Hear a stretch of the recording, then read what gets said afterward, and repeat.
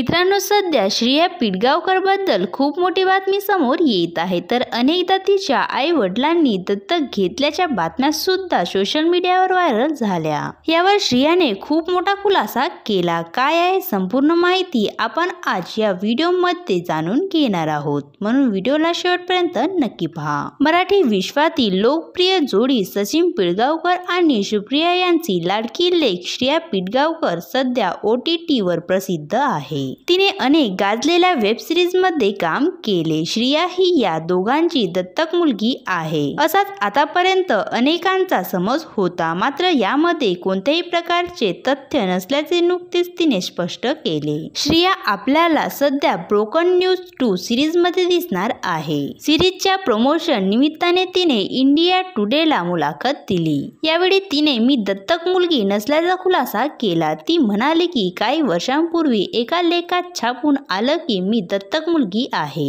मग यांच्या बातम्या पसरल्या की आई बाबांनी मला दत्तक घेतलं, पण हे पूर्णपणे खोटे आहे।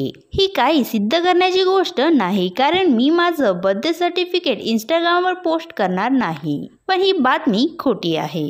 आज श्रेया ही दूरदृष्टी ठेवून काम करत असते, त्यामुळे ती कधीही शॉर्ट टर्मचा विचार करत नाही, असेही तिने स्पष्ट केले। तर तुम्हाला श्रेया पिडगावकरचा अभिनय कसा वाटतो हे आम्हाला कमेंट्स करून नक्की सांगावं। असेच नवनवीन व्हिडिओ पाहण्यासाठी आमच्या YouTube चॅनलला सबस्क्राईब नक्की करा। धन्यवाद।